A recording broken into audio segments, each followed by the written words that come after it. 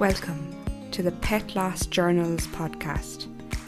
I am your host Louise. This podcast is all about the reality and impact pet loss has on our lives, and I will be discussing my personal journey through pet loss.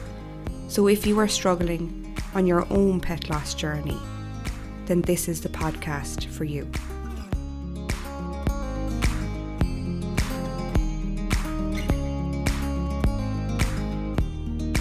Welcome to episode 5.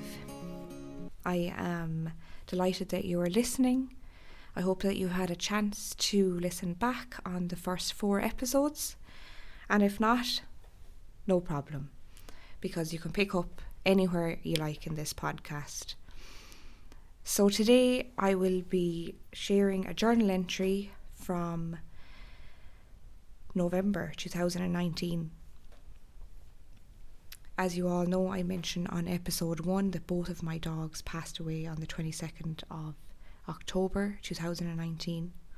And I will be sharing journal entries each week from my feelings and my emotions and all of the roller coaster that goes with grief every week in my journal entries. So I won't waste any time, and I will share my journal entry for today, which is from the 3rd of November 2019. Today is Sunday. I go back to work tomorrow. I'm nervous that I will break down in work because the grief comes in waves. My chest tightens, I get a pain near my heart, and I start breathing fast and just cry uncontrollably. It's difficult to try and get used to my own company. It's quiet and lonely. And I feel like there is a dark cloud above my head. I've tried to keep as busy as I could today, but there is still an emptiness. The dogs are in my head a lot of the day. I am missing the unconditional love from my dogs today. And that is my journal entry from the 3rd of October 2019. I wanted to share this specific journal entry with you all because I want to highlight the fact that when a companion animal dies or a pet dies that we have an extraordinary close bond with and connection with, going back to work can be one of the most difficult and horrendous things to do. Having to go into an environment with work colleagues that may not know what happened, may not understand, may not empathise, may not acknowledge what happened.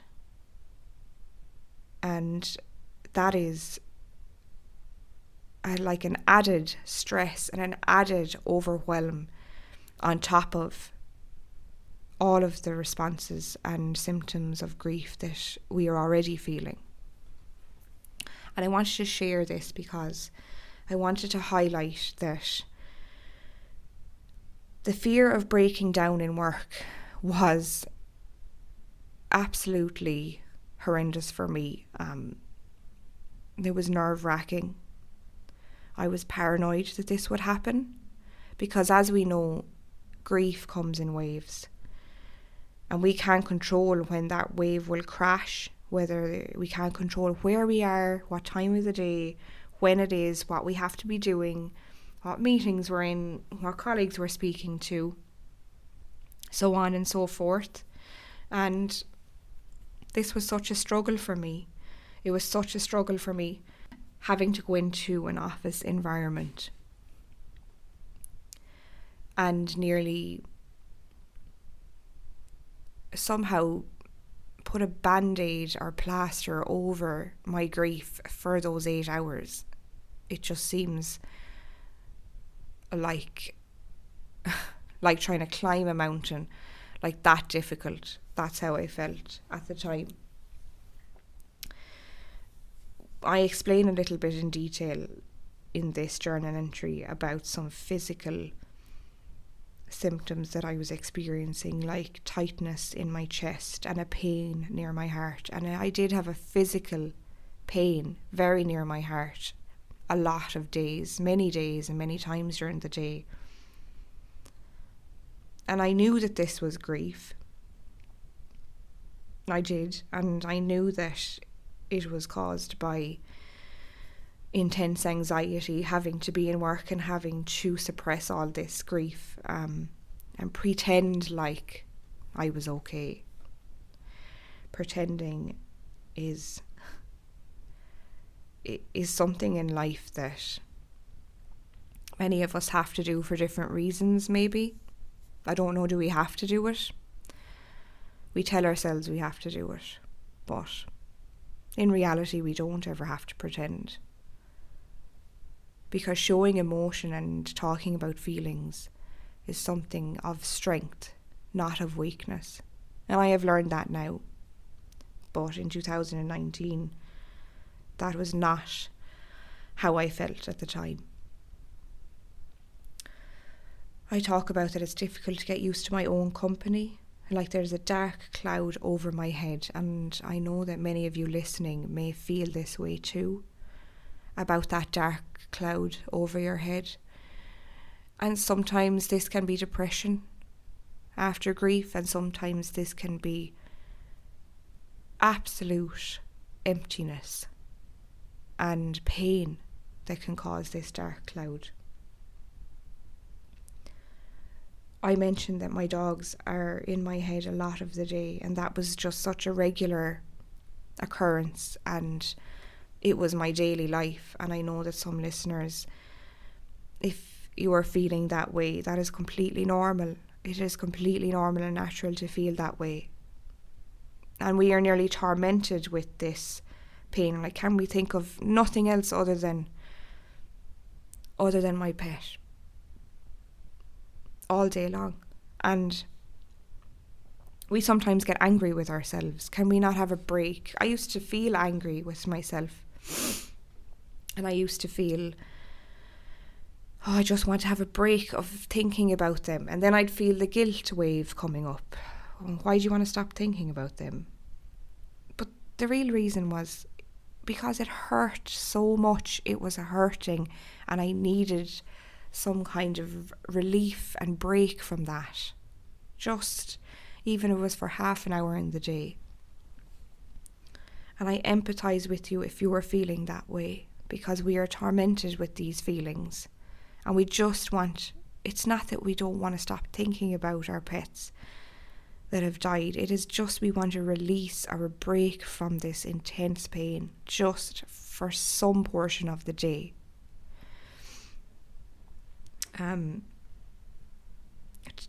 Thinking about and reading over this journal entry from November 2019 and really bringing me back to how it felt like in work, and also how the reality in society that we aren't offered or given adequate time off to grieve when a companion animal that has been in our life dies.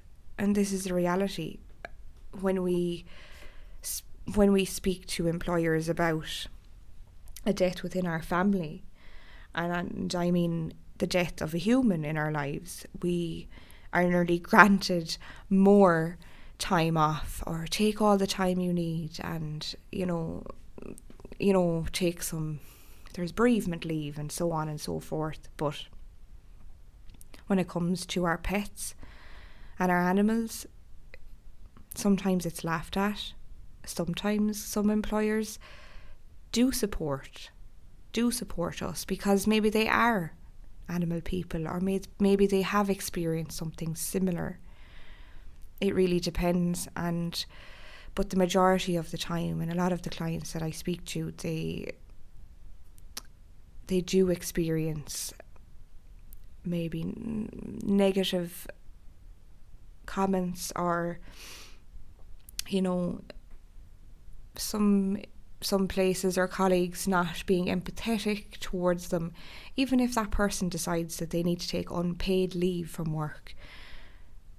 That is even questioned and criticised and so on. But please know that if you are in the middle of a really painful grief experience at the moment, and you're grieving your pet and it hurts and you find it really difficult to concentrate and work, or you're finding that you can't do your tasks as you did before, then please consider some time off. If you are in a position to take unpaid time off work, do that. If you have some annual leave holidays built up, take some days. Do this for you. This is something that I did, and I will speak about that in the future journal entries, that I did take some time off work. I needed to, and it was something that, I really needed that time off. I really needed it. And we automatically think that if we just get back into our regular routines and get back to regular life, that the pain will fade away and we'll feel better. But in reality, we all know that that's not the case. That we have to process this, we have to feel this, and we can't do this while we're in work. We can't let out our emotions. We can't feel our feelings because we have to remain professional in front of colleagues and our employer. So I would really encourage you, if you're listening to this episode, that if you take anything away from this episode, it is, please begin to think that is it possible for you to take some time off work or college or school, whatever avenue that you are in at the moment in your life, is that possible? Because please consider it, even if it's 3 or 4 days, but a week and a half, 2 weeks is something that you will really, really thank yourself for doing. And that will also, like from last week, carrying on from last week's episode, when I spoke about taking that first step to acknowledge that you need to start healing. You want to start feeling better from this intense grief. And this could be your first step. This could be your first step to healing, allowing yourself some time off work, paid, unpaid, time off college, time off whatever you're doing in your life at the minute. Please consider that. Because processing grief needs to be when you are alone and sitting still with your feelings and emotions. That can be very difficult when in the middle of work. That can be a really, really difficult thing to do. Before I finish up today's episode, I do want to mention again that there is still some time to register for my upcoming webinar. This webinar is going to be fully online, a live webinar done through Zoom. I spoke a little bit about it last week in last week's episode. There is still a little bit of time. It's on August 17th at 7 p.m. Irish time. I will be having a special guest, like I mentioned last week, Jen from the wonderful Sage Paws. Jen will be speaking about all things aging pets and preparing for the death of your pet, which is a really huge reality. And I will be speaking about all things pet loss and how I can help pet parents and provide support, and you will be able to, learn about practical tips and support while you're preparing and coping for pet loss that that is coming, and following pet loss also. Really, the discussion is going to be about the reality of pet loss, and will give us ways and tips and advice and tools of how we can process this, and again about the first steps that we can do. There will also be a Q&A at the end for you to ask us any questions, Jen and myself. So that is all, and there is still a little bit of time to register for that webinar, which I am super excited about, and I can't wait to see some of you live on Zoom, which would be absolutely incredible to be able to see you or speak to some of you that have been listening so far to this podcast and giving your time to me to be able to support and guide you in taking those first steps to healing from intense pet loss grief. Again, I would say that the link to register for this free webinar, completely free, is in the show notes. And again, if you have any questions, my contact details are also in the show notes. Thank you for taking the time to listen to this week's episode.